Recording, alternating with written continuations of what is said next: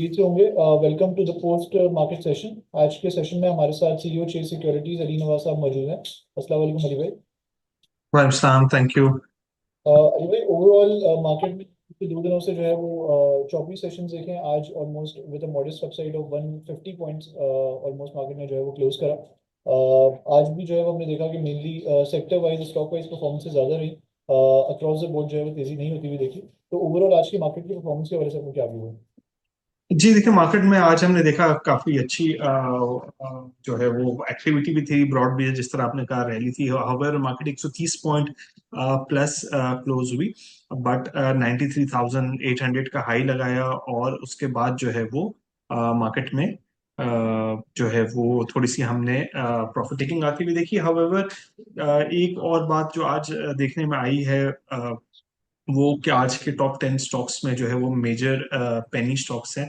I think या इसके साथ में इन्वेस्टर्स को थोड़ा सा ये भी कॉशियस करता चलूं कि यस, मार्केट में वैल्यूएशंस काफी बेहतर हैं, मल्टीपल्स काफी अच्छे हैं, मार्केट का आउटलुक पॉजिटिव है, बट किसी भी इस तरीके के स्टॉक्स में इन्वेस्ट ना करें जिनके आपको फंडामेंटल्स या बिजनेस पर्सपेक्टिव ना पता हो।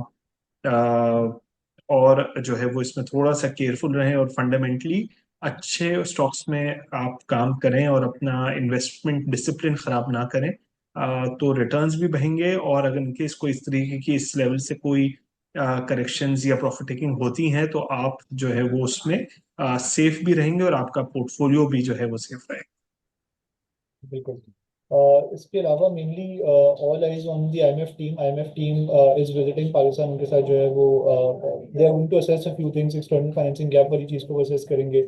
उसके साथ साथ मेनली जो हमारे जो टैक्स टारगेट्स हैं, टैक्स प्रोडक्शन टारगेट्स, उनको वो असेस करेंगे। तो जो आईएमएफ की टीम विजिट कर रही है पाकिस्तान, उसके हवाले से आपको क्या बोलूँ? जी बिल्कुल, आई थिंक आईएमएफ की टीम जो विजिट कर रही है उसके दो तीन एजेंडा, जिस तरह आपने कहा, एक तो टैक्स कलेक्शन टारगेट, प्राइवेटाइजेशन जो कि नहीं हो सकी, उस पर कुछ और आगे का प्लान क्या है विद रिगार्ड्स टू इकोनॉमी। तो आई थिंक इस तरीके के रिव्यूज तो अब होते रहेंगे, एज लॉन्ग एज हमें तो सिर्फ ये फोकस करना है कि हम अपने आईएमएफ के जो टारगेट्स हैं या जो हमारे अपने इकोनॉमिक मैनेजमेंट के जो टारगेट्स हैं हम उसको अचीव करते रहें और हम ऑन ट्रैक रहें। और अभी थोड़ी सी बेटरमेंट आई है इकोनॉमी में, तो हम उसको कैप हम इसको जो है वो जाया ना करें, हम इसको जो है वो ये जो प्रोग्रेस है ये कंटिन्यू रखें। तो आई थिंक ये कोई प्रॉब्लमेटिक बात नहीं है। पाकिस्तान साइड ने भी यही कहा है कि हम टैक्स कलेक्शन पे काम कर रहे हैं, इसके लिए हमें ना मिनी बजट लाने की जरूरत है, हम एडमिनिस्ट्रेटिव मेजर्स के थ्रू ही टैक्स इंक्रीज कर देंगे, क्योंकि अब इकोनॉमिक एक्टिविटी इंप्रूव हो रही है, इंटरेस्ट रेट्स नीचे आए हैं, तो इकोनॉमिक एक्टिविटी बेहतर होगी और उससे टैक्स कलेक्शन हो जाएगी। और यही बेहतर तरीका होता है टैक्स कलेक्शन का, कि आप टैक्स रेट नहीं बढ़ाते हैं बल्कि टैक्स ऐसा एनवायरनमेंट क्रिएट करते हैं कि जिसमें इकोनॉमिक एक्टिविटी हो और आपका टैक्स जो है वो ब्रॉडर सेक्टर से आए और ज्यादा कलेक्ट हो। तो आई थिंक सही डायरेक्शन है ये, और आई थिंक ये कोई प्रॉब्लम वाली बात नहीं है। आईएमएफ की टीम आई है तो इस तरह के रिव्यूज अभी जो है वो हर क्वार्टरली होने चाहिए, ताकि हमें उनसे भी गाइडेंस मिलती रहे और हम भी ऑन ट्रैक रहें। बिल्कुल।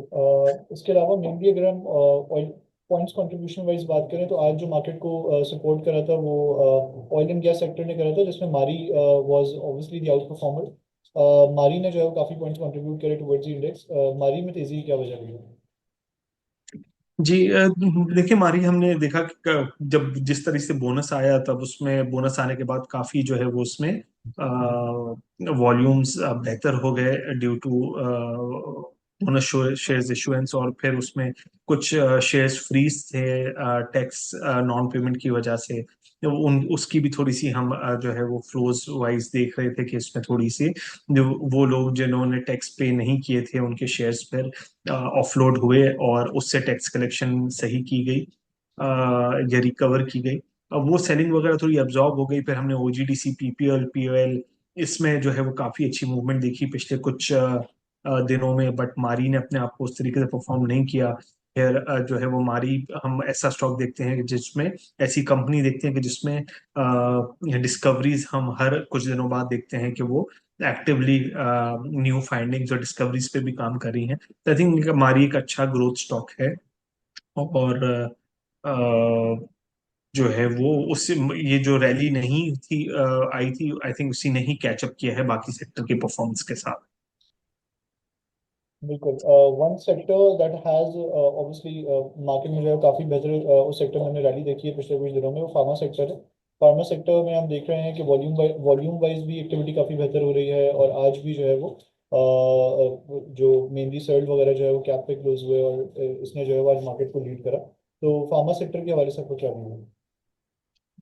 जी, मेरा ख्याल ये है कि फार्मा सेक्टर में तो डेवलपमेंट्स हमने 6 महीने पहले देखी थी, जब सेक्टर डीरेगुलेट हुआ था और पहले प्राइसेस जो है वो हुकूमत बढ़ाती थी दवाइयों की, जिसकी वजह से प्रॉब्लम होती थी कि उनकी कॉस्ट बढ़ जाती थी डीवैल्यूएशन की वजह से और इंटरेस्ट रेट्स ऊपर जाने की वजह से, और रॉ मटेरियल की कॉस्ट बढ़ जाने की वजह से, लेकिन ये लोग पास ऑन नहीं कर पाते थे। बट जो है वो अब आगे हमने देखा कि जो है वो गवर्नमेंट ने इसको डीरेगुलेट कर दिया और उसको एसेंशियल नॉन एसेंशियल में डिवाइड कर दिया। नॉन एसेंशियल की प्राइसेस जो है वो कंपनीज खुद डिटरमाइन कर सकेंगी, एसेंशियल की प्राइसेस जो है वो डिटरमाइन जो है वो हुकूमत इन कंसल्टेशन विद ड्रैप और फार्मा मैन्युफैक्चरर्स के साथ करेगी। तो आई थिंक ये एक अच्छा इकदाम हुआ है, जिसके बाद इनको थोड़ी स्पेस मिल गई है कि ये अपने प्राइसेस बढ़ा दें और थोड़ी सी अपने मार्जिन वगैरह, क्योंकि नुकसान पे तो कोई प्रोड्यूस नहीं करता और उसके बाद शॉर्टेजेस होता है और आवाम को भी प्रॉब्लम होती है। तो आई थिंक अब वो मार्केट में कंपटीशन भी है, तो कोई ऐसा भी नहीं हो सकता कि बहुत ज्यादा प्राइसेस बढ़ा दें। हमने देखा है बहुत सारी फार्मा कंपनीज एक ही कैटेगरी में compete कर रही होती हैं, बट डेफिनेटली इनकी प्रॉफिटेबिलिटी जो है वो बेहतर हुई है, और जिसकी रिफ्लेक्शन हमने फिर स्टॉक प्राइसेस में भी आते हुए देखी। बिल्कुल। इसके साथ साथ आज आईपीपीज में जो है वो मेनली निशात चुन्नी पावर की इमर्जिंग बोर्ड मीटिंग भी थी, जिसमें हमने देखा कि ₹5 का जो है सरप्राइज पे आउट इसमें आया, जिसको मार्केट ने सॉर्ट ऑफ नेगेटिवली लिया थोड़ा बहुत। तो ओवरऑल सेक्टर के हवाले से आपको क्या व्यू है निशात चुन्नी पावर के पे आउट का प्रेसिडेंट? जी देखिए, निशात शुनिया पावर ने आई थिंक 2 साल बाद डिविडेंड दिया है, और ये एक स्कीम थी जिसमें बेसिकली शेयर्स एक्सचेंज हुए हैं between Nishat Chunian group and Nishat mills. और वंस होल्डिंग्स जब निशात ग्रुप के पास आ गई तो इसकी बाकी 3 आईपीपीज भी है, Pakgen power, Lalpir power, Nishat power, जो कि क्वार्टरली पे आउट करते हैं। अब निशात चुनिया पावर भी सिंस इसी ग्रुप की होल्डिंग हो गई है, तो आई थिंक उन्होंने भी अपनी dividend policy in line with अलग different in line with other companies की है। तो अब हम निशात चुनिया पावर में भी देखेंगे कि जो है जिस फ्रीक्वेंसी पर बाकी 3 आईपीपीस में डिविडेंड्स आते हैं, तो उसी फ्रीक्वेंसी पर इनमें भी डिविडेंड्स आएंगे। बिल्कुल। To wrap up the session, Ali भाई, what's your view regarding market in coming days? क्या स्ट्रैटेजी होनी चाहिए इन्वेस्टर्स की? आई थिंक इन्वेस्टर्स को बुलिश रहना चाहिए, बट यहाँ पर स्टॉक सिलेक्शन काफी इंपॉर्टेंट हो गया है।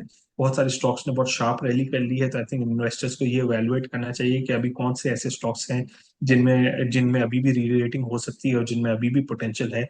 वो हमारी टीम से रब्ता कर सकते हैं इस हवाले से। हमारी रिसर्च और हमारी सेल्स डिपार्टमेंट ने इस तरीके की स्टॉक्स पर वर्किंग की भी है, तो वो हर इन्वेस्टर के पोर्टफोलियो के हिसाब, उनकी होल्डिंग्स के मुताबिक जो है वो गाइड कर देंगे कि उन पोर्टफोलियो के लिए क्या बेहतर स्टॉक होगा, किससे स्विच करना चाहिए और किस में एंटर करना चाहिए।